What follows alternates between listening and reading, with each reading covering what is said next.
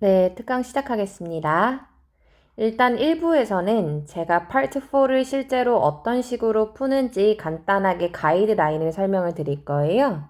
그리고 2부에서는 이 문제를 풀기 위한 사운드만 녹음을 할 거고요. 그리고 3부부터 이 문제에 대한 해설을 담고 있을 거다라고 생각하시면 됩니다. 우선 제가 처음에 한 600에서 700점대 나왔을 때 있을 거잖아요. 이때 생각해보면은 저는 다 듣지 못했습니다. 결론은. 당연했어요. 모든 문장을 완벽하게 듣는다라는 느낌이라기보다는 특정 단어 위주로 들으려고 노력을 했었던 것 같아요. 그때 제 상황은요. 그리고 처음으로 이제 900점 이상이 나왔을 때, 900점 초반이 나왔을 때, 이때를 생각해보면 다 듣지 못했습니다. 제가 다 듣기 시작한 거는 만점이 나올 때부터였고요. 그 이전에 900 초반, 사실 많은 분들이 900 초반이 굉장히 높은 점수라는 걸 알고 있잖아요. 물론 900 초반 점수를 나온 분들이 다 못 듣는다라는 건 아니겠죠? 근데 저는 그랬어요. 그래서 이때도 제가 기본적인 영어 실력은 있었지만 모든 문장을 다 이해하고 이 지문의 내용을 좀 머릿속에 넣어놨다? 이건 아니었다 이겁니다. 솔직하게 말씀드리면. 그럼 얘를 다시 말해서 다시 바꿔 얘기해보면 내가 900점 초반의 점수를 내기 위해서 꼭 완벽하게 다 듣지 않아도 될 수도 있다. 그러니까 토익이라는 시험은 펄3, 펄4 같은 경우 읽으면서 듣는 시험이고요, 기본적으로. 그러면서 토픽이 정해져 있잖아요. 그렇다 보니 RC보다도 더더욱 약간 내가 더 많이 문제를 풀고 리뷰를 할수록 더 빨리 점수를 낼 수 있는 파트예요.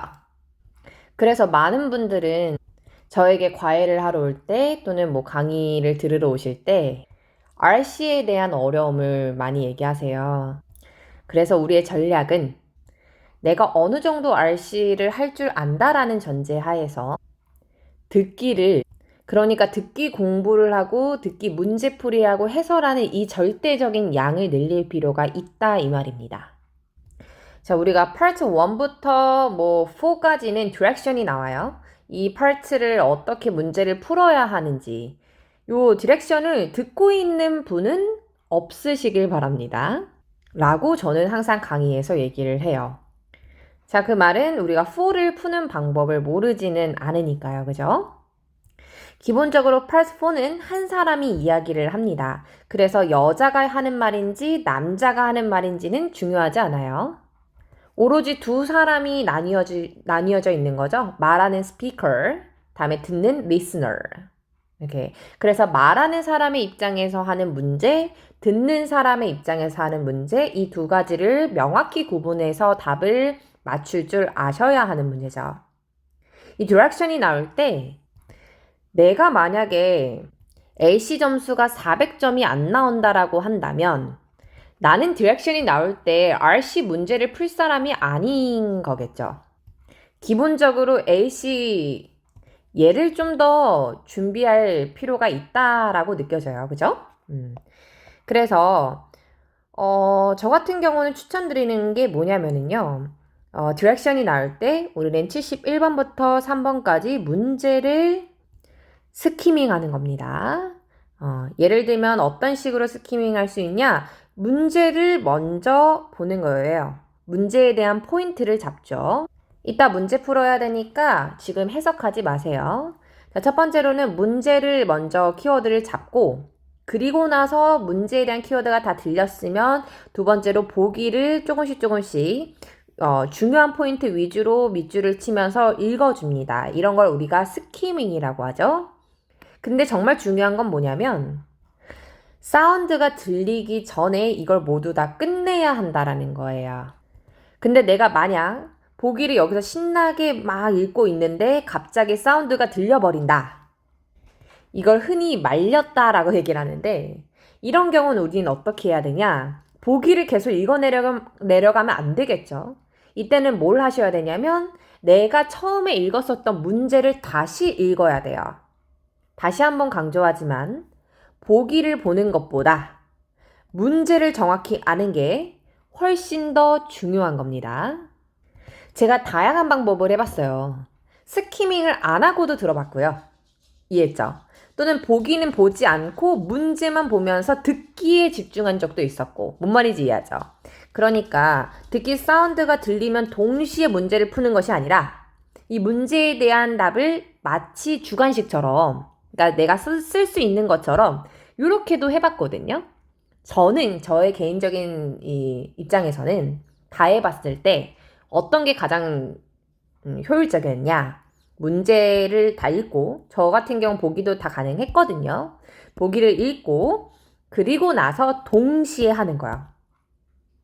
또는 예를 들면 이런 문제는 있지만 76번 같이 이 말하는 사람의 문장의 의미를 파악해야 하는 유형, 이런 거 있잖아요. 이런 유형 같은 경우는 그 문장만 보고 푸는 게 아니죠. 예, 얘를 해석한다라고 해서 보기를 맞추기는 꽤나 어려워요. 물론 가끔 너무나 얘가 답일 것 같은데 하는 이런 보기를 만나는 경우도 있으나 거의 없어요. 결국 앞문장, 뒷문장 이런 문맥을 좀 꼼꼼하게 들어주셔야 되기 때문에 이런 거 같은 경우는 저는 어떻게 하냐, 의미를 파악하는 문제는 먼저 들으면서 할 생각을 애초부터 하지 않고요. 74번이나 5번처럼 의미 파악이 아닌 문제는 동시에 푸나 얘는 전반적인 문맥이 필요하기 때문에 다 듣고 나서 그리고 나서 꼼꼼하게 봅니다. 근데 이거는 저의 방법이고요. 누구나 이제 각자만의 방법이 있을 수 있잖아요. 그래서 따로 없다라고 하면은 저의 방법을 먼저 해보시는 걸 추천드리죠. 그럼 다시 본론으로 돌아와서 Part 4 같은 경우도 중요한 거는 패러프레이징입니다. 그죠? 우리가 신기한 걸 경험해요. RC, 특히 Part 7 위주로 정말 열심히 공부를 하고 있는 사람은 자연스럽게 LC가 오르죠. 듣기를 공부를 전혀 안 했대요. 그래도 오르시는 분들이 많거든요. 그 이유는 우리가 이제 토익이라는 게 뭐 3나 4나 7 이런 거요. 기본적으로 지문에 나온 이런 단어를 패러프레이징을 해서 보기에 이제 출제를 하기 때문에 특정 파트를 공부를 했음에도 불구하고 다른 파트도 같이 오르는 아주 만족스러운 그런 상황을 겪을 수 있습니다. 자, 그래서 제가 추천드리는 방법은요. 일단은 첫 번째로는 어떻게 해야 되냐. 내가 스키밍을 어느 정도 할 수 있냐. 이걸 먼저 볼 줄 알아야 돼, 스키밍. 스키밍을 어떻게 하냐. 그러니까 사운드가 들리기 이전에 내가 그 세 개의 문제랑 보기를 다 읽을 줄 아는가. 그러니까 쉽게 얘기하면 빠르게 읽을 수 있냐. 이거죠. 빠르게 읽기, 이걸 우리가 조금 더 어려운 말로 속독한다 이러잖아요. 빠르게 읽는다. 그러면 빠르게 읽기가 가능한가, 가능하지 않는가, 이게 먼저예요. 자, 내가 만약에 빠르게 읽기가 안 된다. 그 말은 즉 내가 다 보기를 해석하기도 전에 사운드가 들려버린다. 이러면은 이 빠르게 읽는 것부터 연습을 좀 해야 돼요. 포인트 위주로. 근데 내가 만약에 빠르게 읽기가 다 되고 보기에 대한 것도 다 가능했다라고 한다면 이제 진짜 듣기 싸움이 되는 거죠. 뭔 느낌인지 아시겠어요? 다음에 두 번째. 얘도 마찬가지로 듣기 문제를 풀잖아요. 그럼 오답이 나올 거예요.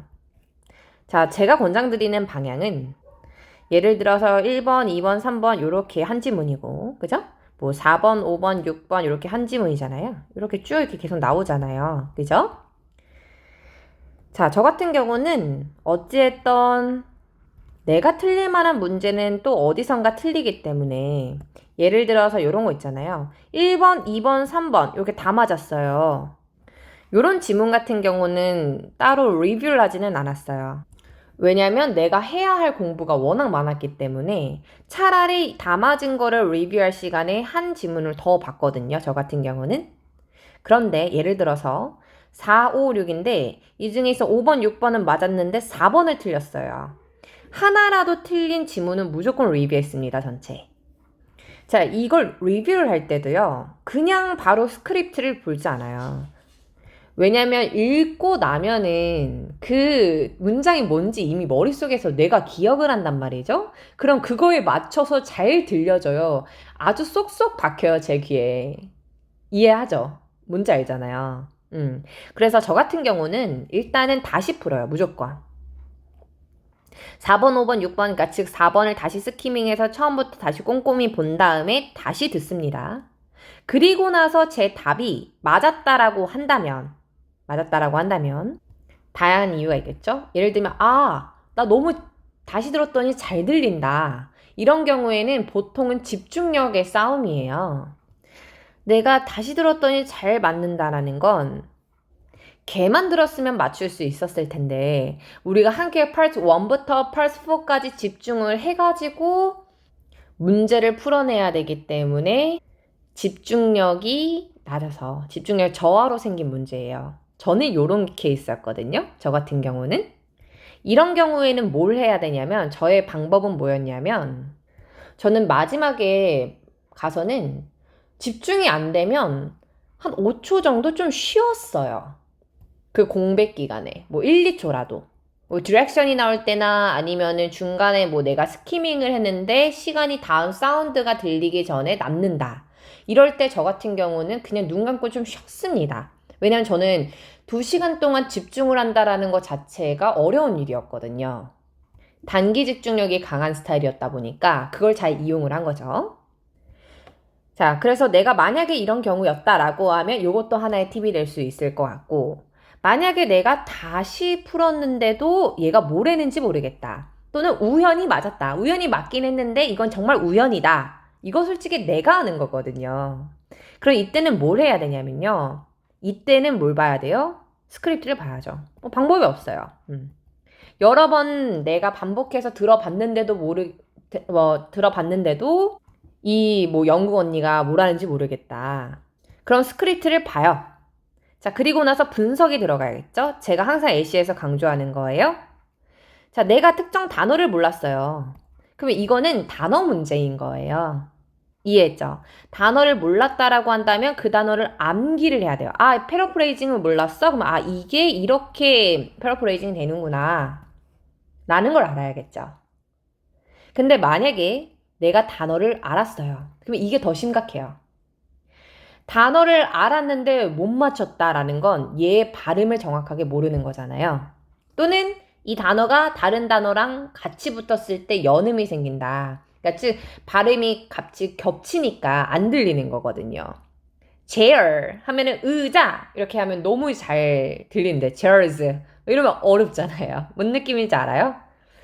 그러니까 단어가 내가 아는 단어였다라고 한다면 이때는 내가 발음을 공부를 해줘야 되는 거예요. 계속 반복해서 그 구간을 설정을 할 수가 있잖아요. 그 구간에 계속 다시 들어보시거나 다시 반복해서 이제 듣거나 내가 따라 읽어야겠죠. 그 부분만큼은. 그리고 나서 어떻게 해야 하냐? 저 같은 경우는 무조건 다시 처음부터 풀어봅니다. 그리고 주기적으로 내가 너무 어려웠던 지문 같은 경우는 다시 들어줍니다. 결국 AC의 가장 큰 비결은, 가장 키포인트는 내가 얼마나 듣기에 시간을 쏟았냐. 그건 정말 절대적인 법칙이에요. 그죠? 자, 좋습니다. 자, 이제 제가 2부 수업을 이제 들어가기 전에 다시 한번 좀 정리를 해드릴게요. 자, 첫 번째 제가 가이드라인을 드렸습니다. 이 1부에서. 자, 2부 수업을 보면은요. 제가 이 사운드만 녹음을 해놓을 거예요. 깨끗하게 그 사운드만 들으실 수 있도록 만든 동영상이고요. 다음 세 번째, 3부에서 제가 답을 채점을 해드리겠죠.